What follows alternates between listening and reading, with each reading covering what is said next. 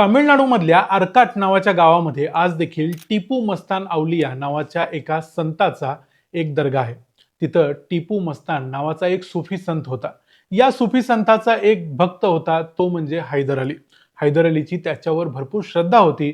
त्यामुळं हैदर अलीला जेव्हा मुलगा होत नव्हता त्यावेळी हैदर अलीची बायको फखरुन्निसानं याच टिपू मस्तानला एक नवस बोलला की मला मुलगा झाला तर तुझं नाव मुलाला देईन. आणि त्यानंतर मग 1 डिसेंबर 1751ला हैदर अलीला मुलगा झाला. त्याचं नाव ठेवलं गेलं फतेह अली टिपू साहब, म्हणजेच टिपू मस्तानच्या नावावरून त्या मुलाचं नाव ठेवलं टिपू, जो इतिहासात टिपू सुलतान म्हणून प्रसिद्ध झाला. तो टिपू सुलतान झाला कारण तो 1782ला हैदर अलीच्या मृत्यूनंतर गादीवर आला आणि तो स्वतःला बादशाह समजू लागला किंवा बादशाह म्हणून घेऊ लागला.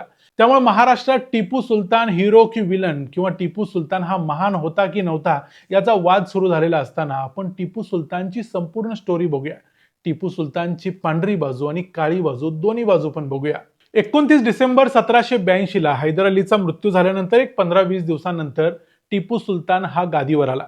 टिपू सुलतानला गादीवर यायच्या अगोदरच हैदर अलीने सांगितलेलं होतं की या देशातला आपला सर्वात मोठा शत्रू आहे तो म्हणजे इंग्रज, आणि त्या दृष्टीनं तू हालचाली करायला आतापासून सुरू कर.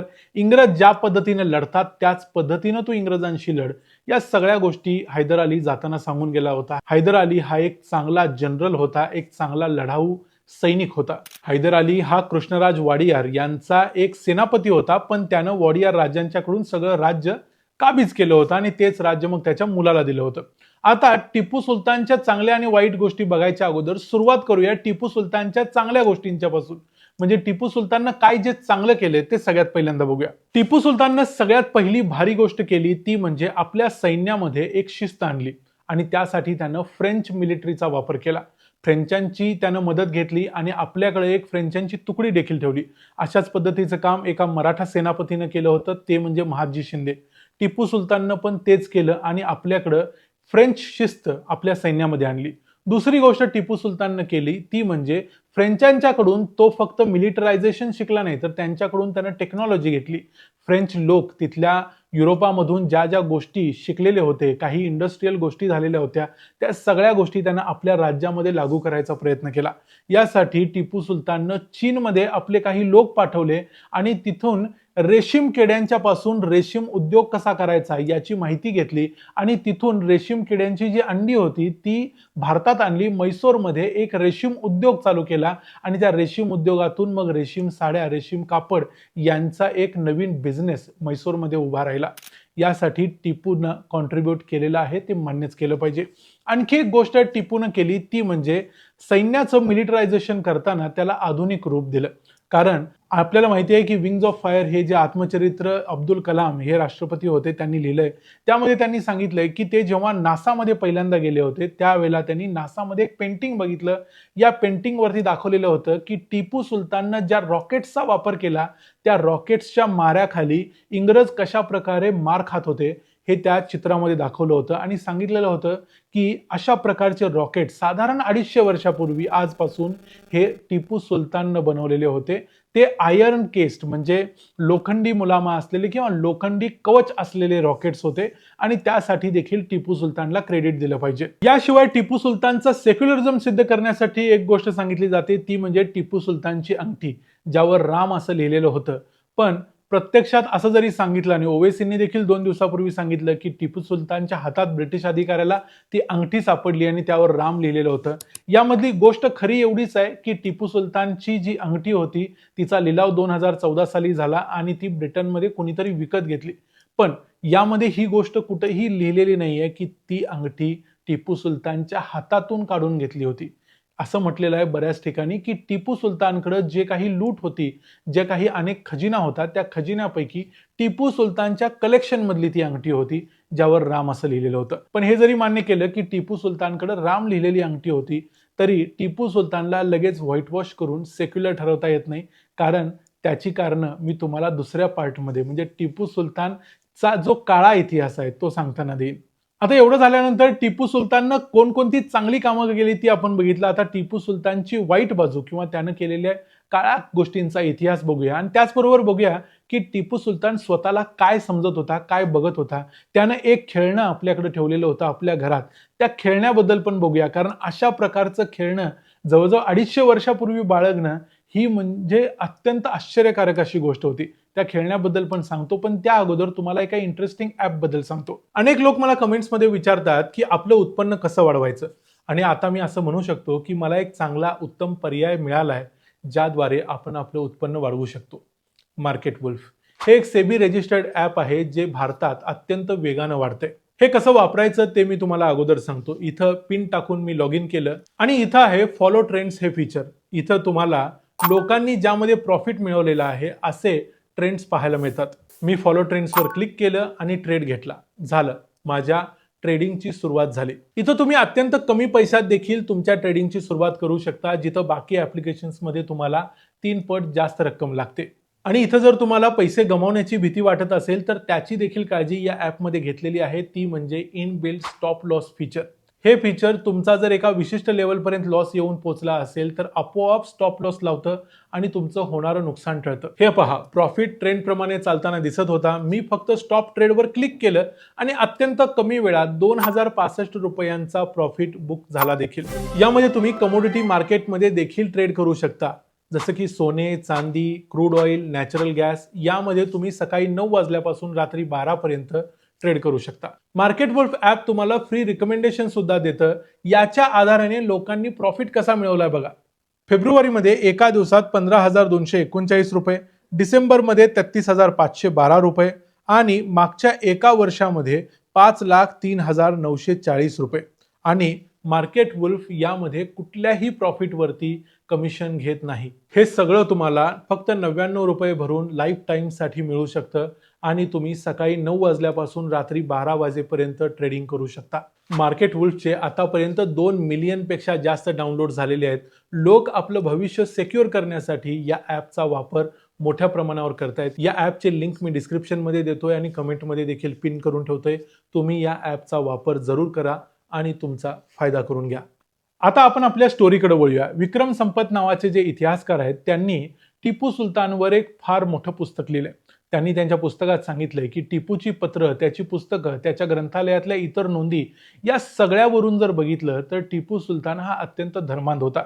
त्यानं अनेक ठिकाणी असं लिहून ठेवलंय की जिहाद करणं हे प्रत्येक मुस्लिम व्यक्तीचं कर्तव्य आहे आणि या देशामध्ये इस्लामचा प्रचार करणं, इस्लामला वाढवणं हे देखील त्याचं कर्तव्य आहे. टिपू सुलतानची एक तलवार होती. त्या तलवारीवर लिहिलेलं होतं, ही तलवार म्हणजे जे काफिर आहेत त्यांच्यासाठी एक वीज आहे आणि त्या विजेप्रमाणे ही तळपेल.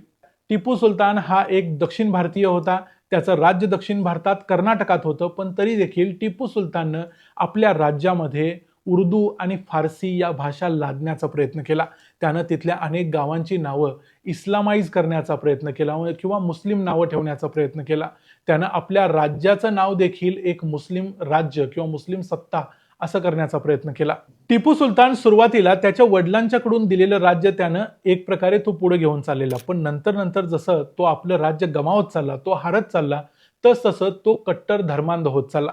त्यामुळे त्यानं अनेक चर्चेस तोडले, अनेक मंदिरं तोडली आणि या सगळ्याबद्दलचे पुरावे उपलब्ध आहेत. दुसरी गोष्ट म्हणजे टिपू सुलतान हा अत्यंत क्रूर होता. त्यानं दिलेल्या शिक्षांमध्ये मोठ्या प्रमाणावर हिंदूंच्या आणि ख्रिश्चनांच्या हत्या करून, हत्या करायच्या अगोदर त्यांचे हात पाय तोडायचे, त्यांचे नाक कान वगैरे तोडायचे आणि त्यांना नंतर हत्तीच्या पायाखाली द्यायचं. अशा प्रकारचे प्रयोग तो ज्यांना शिक्षा द्यायची आहे त्यांच्यावर करत होता. त्यानं अनेकांच्या धर्मांतराच्या अगोदर अशा पद्धतीच्या गोष्टी केल्याचे उल्लेख आहेत आणि या गोष्टी बघूनच मग अनेक लोक स्वतःचं धर्मांतर करून घ्यायला तयार होत असत.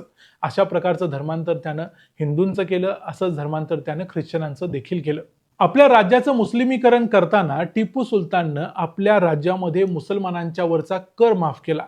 त्यानं सांगितलं की मुसलमानांनी एखादा गुन्हा जरी केला तरी मुसलमानांना तो माफ करण्यात आला, त्याच्यासाठी त्यांना शिक्षा देता येत नसे.